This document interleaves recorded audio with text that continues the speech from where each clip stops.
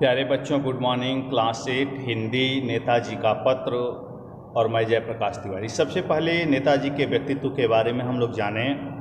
नेताजी सुभाष चंद्र बोस देश के महान स्वतंत्रता सेनानी थे। उनका जन्म 23 जनवरी सन 1897 को उड़ीसा के कटक में एक संपन्न बंगाली परिवार में हुआ था। उनके पिता जानकीनाथ बसु कटक के एक मशहूर वकील थे, जबकि माता प्रभावती देवी एक अच्छी गृहिणी थी। नेताजी बचपन से ही बहुत मेहनती, ईमानदार और पढ़ाई में तेज थे। उन्होंने अपनी प्राथमिक शिक्षा कटक में पूरी की और उसके बाद आगे की पढ़ाई के लिए कलकत्ता चले गए। वहाँ प्रेसिडेंसी कॉलेज से स्नातक करने के बाद सिविल सर्विस में चयनित हुए।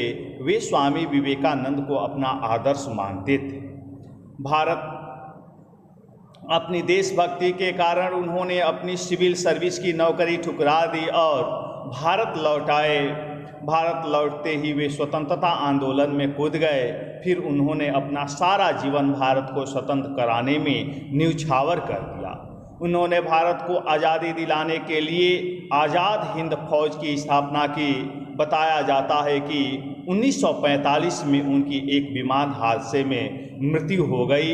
आज जिस स्वतंत्रता के फल को चखते हुए हम आनंदित हो रहे हैं, उस स्वतंत्रता के पेड़ को लगाने वाले ऐसे ही महान आत्मबलिदानी वीर थे, जैसे सुभाष चंद्र थे, खुदीराम बोस थे, जगदीश आदि लोगों के द्वारा हमारे देश को स्वतंत्रता मिली। तो चलिए हम प्यारे बच्चों अब पठन की ओर अग्रसर होते हैं। अब हम इनके नेताजी का पत्र, इनके द्वारा लिखे गए पत्र का हम अवलोकन करते हैं।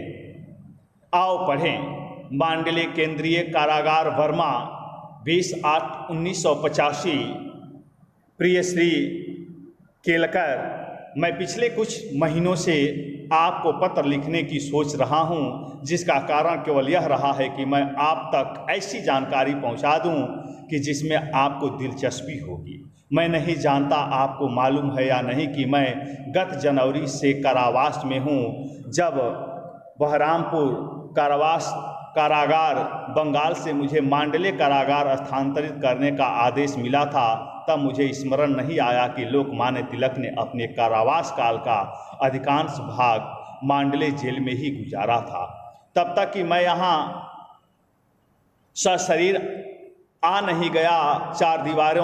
चार दीवारी में यहाँ के बहुत ही हतोत्साहित कर देने वाले परिवेश से स्वर्गीय लोकमान्य ने अपने सुप्रसिद्ध गीता भाष्य ग्रंथ का प्रणयन किया था, जिसने मेरी उम्र राय में उन्हें शंकर और रामानुज जैसे प्रकांड भाष्यकारों की श्रेणी में स्थापित कर दिया है।